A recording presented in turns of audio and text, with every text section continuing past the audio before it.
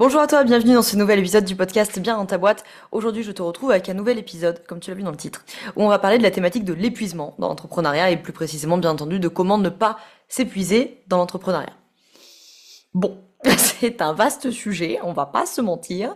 Il y aurait beaucoup de choses à dire. Donc aujourd'hui, dans cet épisode, afin qu'il ne dure pas 4h30, nous allons plutôt faire balayer, on va dire, quatre grands axes, quatre grandes thématiques sur cette question de l'épuisement. C'est quelque chose dont j'ai quand même pas mal parlé dans mon livre qui s'appelle Transforme ta vie d'entrepreneur, qui est sorti il y a quelques mois. On te met tous les liens dans la description si tu veux pouvoir voir un peu ce que c'est et éventuellement te le procurer ou l'offrir, je dis ça comme ça, pour les fêtes de fin d'année, et ou te l'offrir à toi ou l'offrir à des gens autour de toi. Et voilà, donc ce bouquin, c'est vraiment l'encyclopédie, si je puis dire ça comme ça, sans vouloir être présomptueuse, des thématiques bien-être au travail des entrepreneurs et des entrepreneuses. Je l'ai vraiment écrit pour répertorier tout ce que je voyais passer le plus souvent. Et donc forcément, la thématique de l'épuisement, c'est un peu une thématique fil rouge dans l'entrepreneuriat.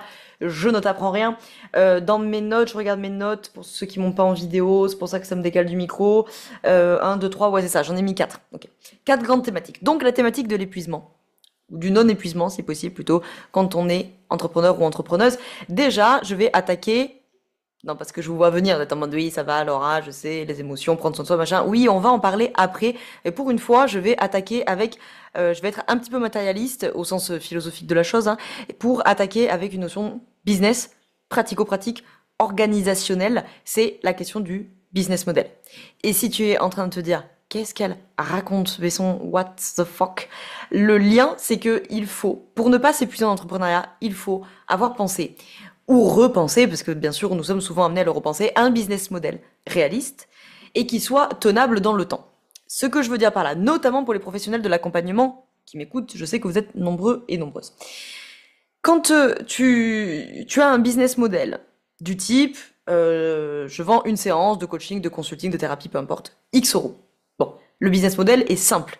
Il a le mérite d'être simple, il a le mérite d'être efficace, il a le mérite d'être rentable rapidement, tu donnes ton heure, tu récupères tes sous, et il a le mérite aussi d'être très clair pour ta cible. Parce que c'est un business model que tout le monde connaît, que tout le monde comprend, et que les gens ont l'habitude d'utiliser, entre guillemets, de pratiquer avec n'importe lesquels de leurs praticiens.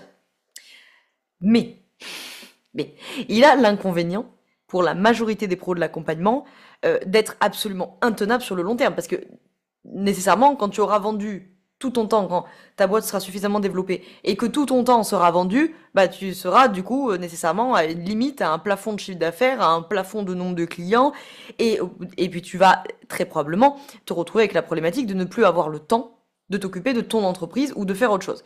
Au mieux, c'est très chiant et très ennuyant. Au pire, ça peut coûter le développement de l'entreprise puisque du coup, on n'a plus de temps pour faire autre chose que de dispenser ses coachings, ses consultings, ses séances de thérapie, etc., etc. Et du coup, ça va rentrer dans la thématique de l'épuisement. Parce que, soit ça va impliquer qu'en fait, tu es en rendez-vous client tout le temps, tout le temps, tout le temps, tout le temps. Et évidemment, ça peut être épuisant.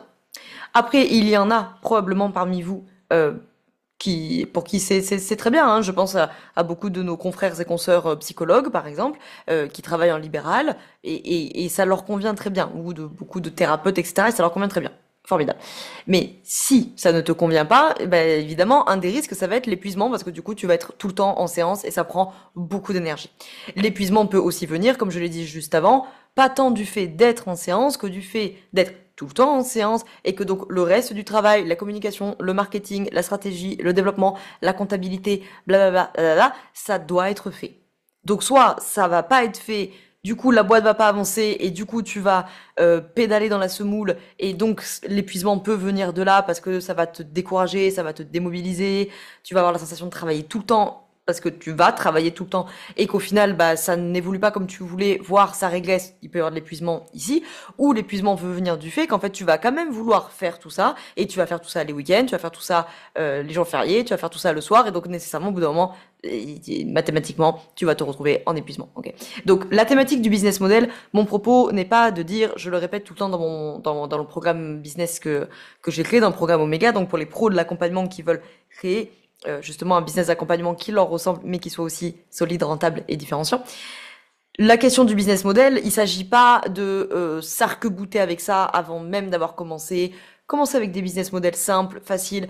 Ça vous permet de tester le marché, ça vous permet de voir si ça marche. On est d'accord. Par contre, pour les professionnels de l'accompagnement et les entrepreneurs, entrepreneuses qui m'écoutent ici d'une manière générale, la thématique de l'épuisement, elle peut venir du fait que vous avez un business model qui n'est plus à jour, hein, tout simplement. Peut-être qu'il a été super efficace et conséquent à un moment donné de votre business et que ça l'est plus aujourd'hui et que du coup, bah, peut-être c'est pas tenable, en fait. C'est pas tenable en termes d'énergie ou alors c'est tenable en termes d'énergie, mais ça a des conséquences et des répercussions qui, elles, sont très coûteuses en énergie.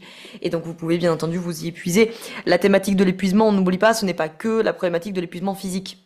C'est évidemment une cosmétique, mais c'est aussi la thématique de l'épuisement psychique, hein, bien entendu.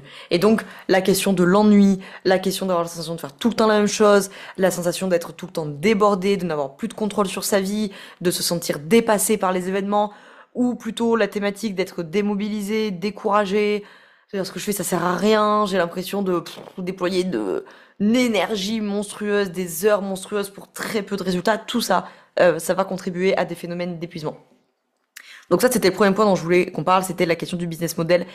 Il faut pas hésiter à aller le retravailler, ce business model. C'est un chantier, hein, de retravailler un business model, j'entends bien, parce que une fois qu'on a rebossé le business model, ça peut impliquer de changer les offres, ça peut impliquer de changer les prix, et donc peut-être que ça va impliquer de changer les modalités aussi des offres, de repenser vos formations, vos coachings, que sais-je. C'est un chantier, mais vaut mieux un chantier maintenant que d'aller en courant vers le mur pour vous bouffer le mur, sachant que vous savez que vous allez vous le bouffer, quoi.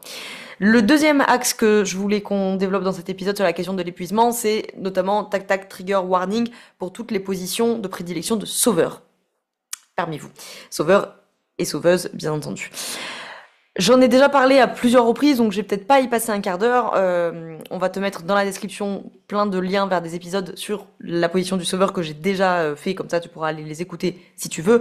Mais ce que je rappelle ici, c'est que la position du sauveur, quand on a une position de prédilection de sauveur, puisque je le rappelle, quand vous jouez des jeux psychologiques, vous utilisez les 3 positions, c'est systématique. Mais effectivement, il y en a une de prédilection, il y en a une dans laquelle vous sautez de manière réflexe.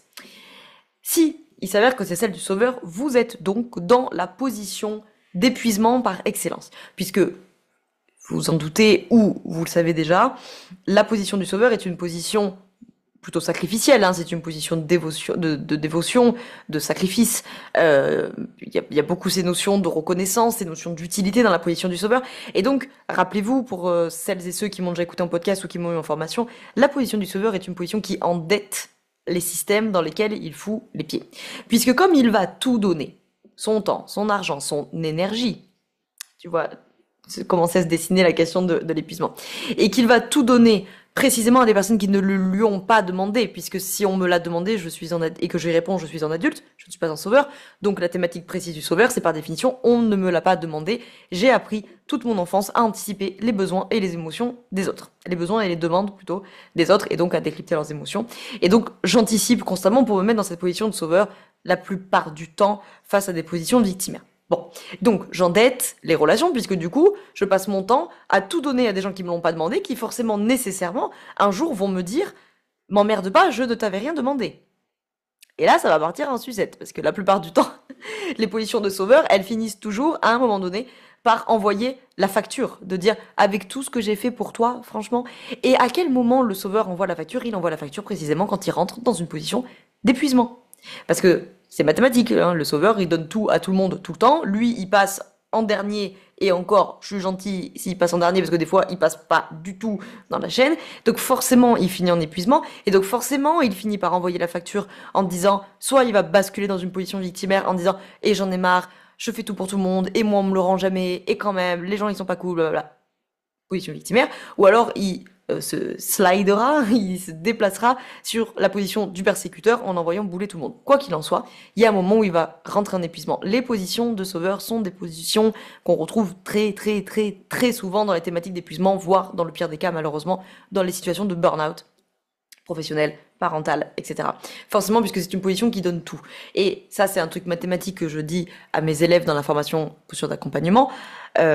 Poser la question aux positions de sauveur de ce qu'ils donnent dans leur relation, et c'est mathématique et systématique. Ils vont vous dire que ce qu'ils donnent dans leur relation, c'est qu'ils donnent leur temps, puisque la disponibilité, c'est un des piliers de la position du sauveur, et qu'ils donnent leur énergie.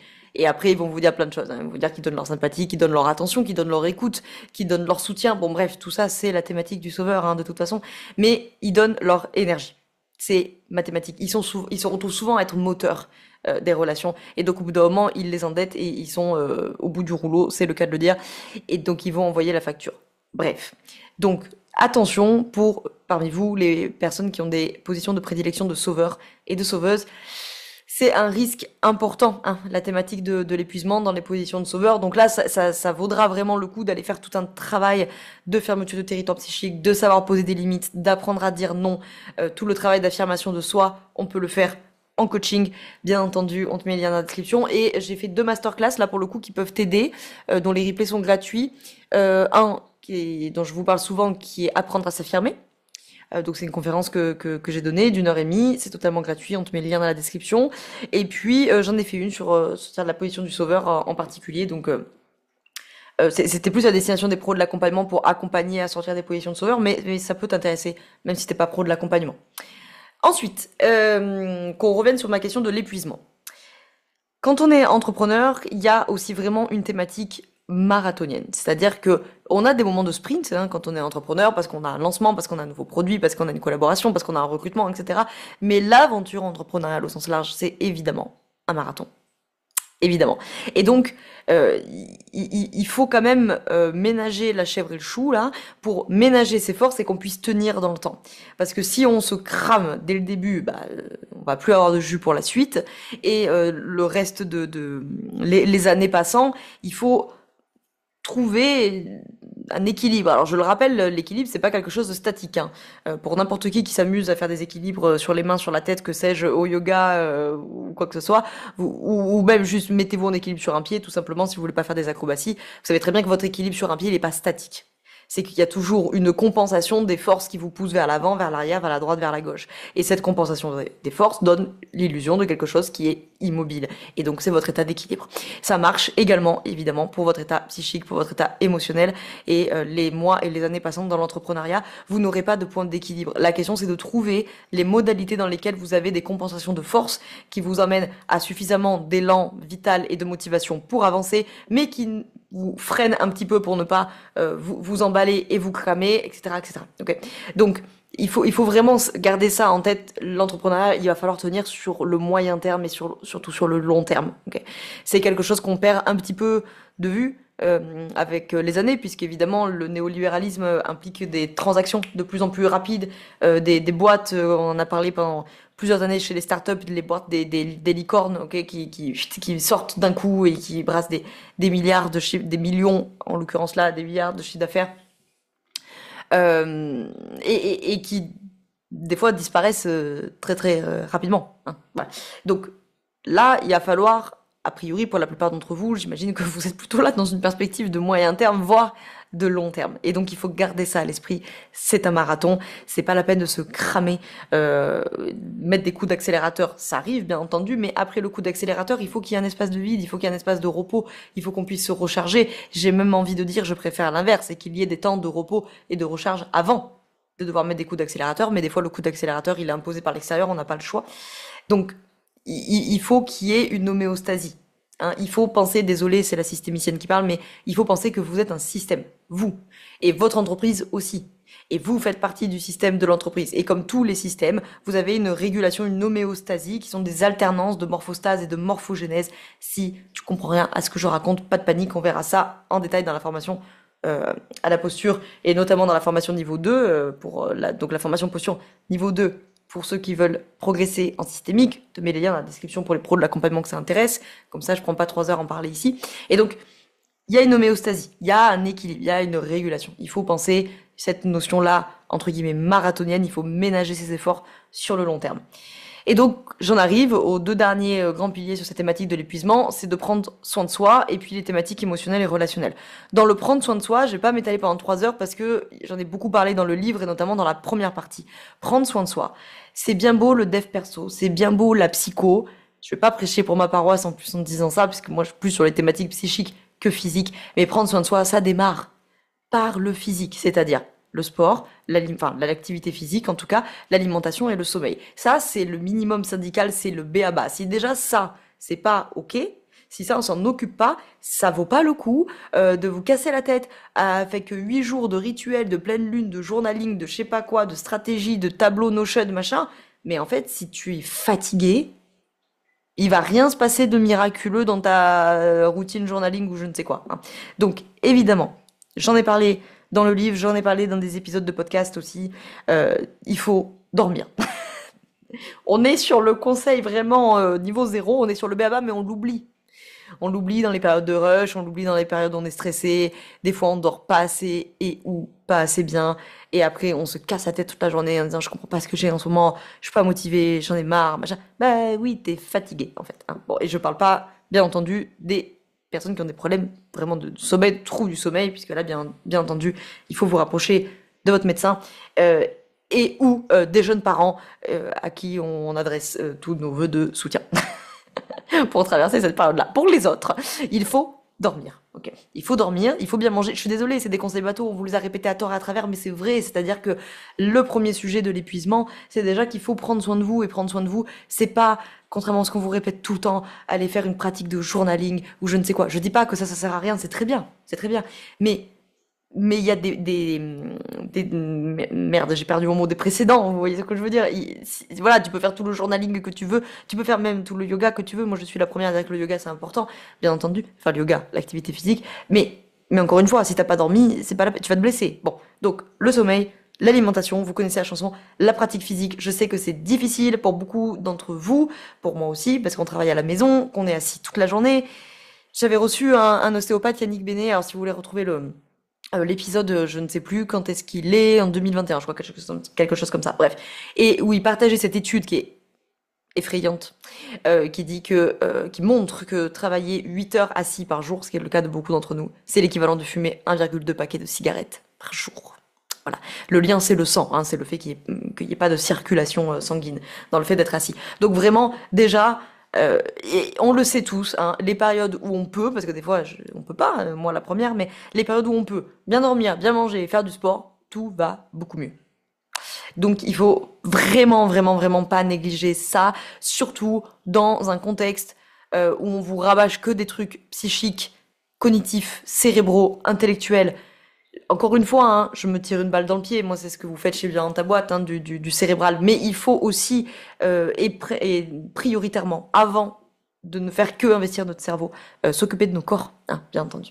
Et donc, dernière chose, et puis on conclura là-dessus, bah, c'est du coup pour arriver sur les thématiques émotionnelles et relationnelles. C'est-à-dire qu'évidemment, dans la thématique de l'épuisement, il y a la question émotionnelle, d'avoir une régulation émotionnelle, une acceptation émotionnelle qui fonctionne bien, entre guillemets, que ces sujets aient pu être travaillés s'ils ont besoin d'être travaillés, ne serait-ce que déjà appréhendés. Alors là, c'est pareil, il y a pléthore d'épisodes sur le podcast. On peut pas, dans la description, là, tous vous les recenser parce que il y a 6 ans d'épisodes. Enfin, les thématiques émotionnelles et relationnelles, c'est mes spécialités, donc forcément, il y a que des épisodes en lien avec ça, donc on pourra pas tous les recenser, mais n'hésitez pas à fouiller si vous êtes nouveau ou nouvelle sur ce podcast. Donc, évidemment, les émotions, évidemment, c'est très important. Et c'est très important parce qu'évidemment, ça va aller avec beaucoup de thématiques qui sont liées à l'épuisement, hein, puisque les émotions, ça va être en lien avec le syndrome de l'imposteur, ça va être en lien avec les thématiques de procrastination, c'est évidemment en lien avec les thématiques du stress, etc., etc. Et les thématiques relationnelles, puisqu'évidemment, ce qui peut nous épuiser parfois, c'est pas tant notre entrepreneuriat, c'est pas tant ce qu'on a à faire, pas à faire, c'est le relationnel avec les clients, les clientes ou les associés, les prestataires, les équipes, bref, les relations professionnelles qui vous entourent, et ou les relations personnelles.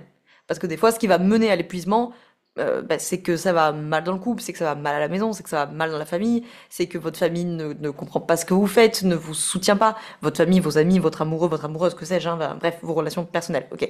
Et donc évidemment, je m'étale pas pendant 3 heures là-dessus, j'en ai déjà parlé 1000 fois, mais un territoire psychique ouvert, c'est-à-dire qu'il n'y a pas une bonne différenciation entre le dedans et le dehors, c'est-à-dire qu'il n'y a pas des limites claires, solides et établies dans votre espace psychique, forcément, vous allez vous retrouver avec des thématiques d'épuisement. Parce que vous allez vous retrouver constamment intrusé dans votre territoire, et ça, c'est épuisant. Vous allez devoir constamment vous défendre de ces intrusions ou de ces possibilités d'intrusion, et donc ça, bien entendu, c'est épuisant. Dans le pire des cas, on va avoir des jeux, enfin dans le pire des cas, dans la majorité des cas, on va avoir des jeux psychologiques, sauveur, victime, persécuteur. C'est absolument épuisant.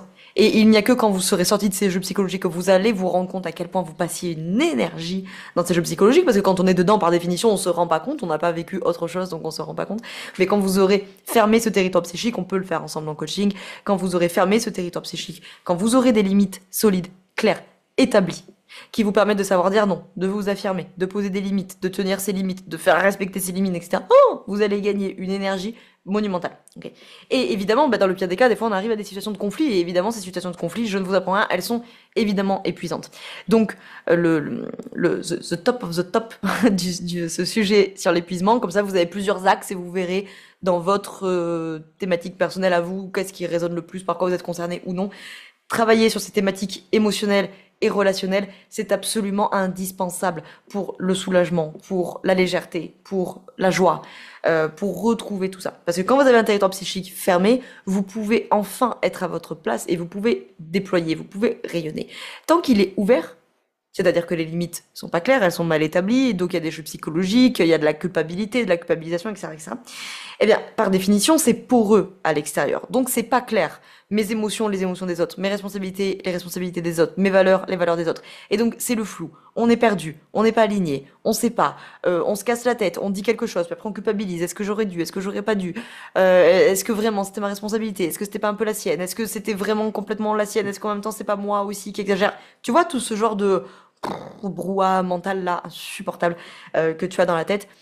Tout ça, ça relève de ces thématiques de, entre autres, d'un territoire psychique fermé. Et un territoire psychique fermé, alors pour ceux qui m'ont en vidéo, c'est plus simple à visualiser. Pour les autres, vous imaginez un petit bonhomme et on dessine un cercle autour. Pour ceux qui m'ont en vidéo, vous voyez, c'est l'idée que quand votre territoire psychique il est fermé, vous voyez, il y a un cercle, c'est ta place. C'est que la thématique de prendre sa place, de trouver sa place, de savoir où est sa place, elle ne peut pas se faire, elle ne peut pas phénoménologiquement se matérialiser dans un territoire psychique ouvert, puisque dans un territoire psychique ouvert, par définition, il y a trop de confusion entre dehors et dedans. Et donc, je ne sais pas vraiment quelle est ma place et quelle est la place des autres. Donc, toutes ces thématiques-là, je répète, la thématique du business model, la thématique profil de sauveur, les jeux psychologiques, d'une manière générale, le côté marathonien, ménager la chèvre et le chou, ménager ses efforts sur le long terme, garder une logique long-termiste. Attention, essayez d'avoir le plus d'anticorps possible et de vous protéger au maximum de tous ces discours très néolibéraux qui vous disent qu'il faut aller vite, vite, plus fort, je sais pas quoi là. Pensez long terme. Prendre soin de soi, le minimum syndical, le b.a.-ba, manger correctement, dormir suffisamment et correctement si possible, et le plus possible d'activité physique. Et enfin, les thématiques émotionnelles et relationnelles. Une fois que tout ça est en place, on n'est jamais à l'abri, mais on est bien immunisé. On a un paquet d'anticorps, et aussi parce qu'évidemment, tous ces cheminements vous emmènent à mieux vous connaître. Et donc j'en parle aussi beaucoup dans le deuxième chapitre du livre sur connaître les signaux de son corps, parce que plus vous allez vous connaître, plus vous allez savoir chez vous que, oulala, telle émotion, tel ressenti, tel sentiment, telle humeur, tel mot de ventre, tel mot de tête, tel mot de dos. Attention, c'est une lumière jaune. Ah, c'est une lumière orange. Ouh là là, c'est une alerte rouge. Ok. Bon, tu as tous les liens dans la description, parce que j'ai évoqué plein de liens, donc tous les liens dans la description pour t'y retrouver si tu veux aller creuser des choses, des épisodes de podcast, les masterclass gratuites, et si tu as besoin d'aller vraiment plus loin, le plus simple c'est de devenir en coaching. On est vraiment là sur ces thématiques-là. Moi, je travaille beaucoup les thématiques d'affirmation de soi, donc toutes les thématiques émotionnelles, relationnelles, toutes les thématiques de fermer son territoire psychique, de trouver sa place, les constructions du monde, sortir des jeux psychologiques, les conflits, blablabla. Bref, tu as toutes les informations sur le lien, via le lien plutôt, qui est en description. Petite parenthèse, je n'ai que 2 places pour celles et ceux qui m'écoutent au moment où sort l'épisode. Je n'ai que 2 places en janvier 2025. D'une manière générale, je n'ai que 2 places. Des fois 1, des fois 3. Bon, allez, 2-3 places par mois. Donc, ça vaut le coup de l'avoir en tête. Voilà, j'espère que cet épisode t'a plu, j'espère que ça aura pu t'aider. N'hésite pas à le partager aussi, d'entrepreneur ou une entrepreneuse qui peut se retrouver dans ces thématiques d'épuisement et que ça pourrait l'aider à nourrir sa réflexion d'une manière ou d'une autre. Ciao, ciao.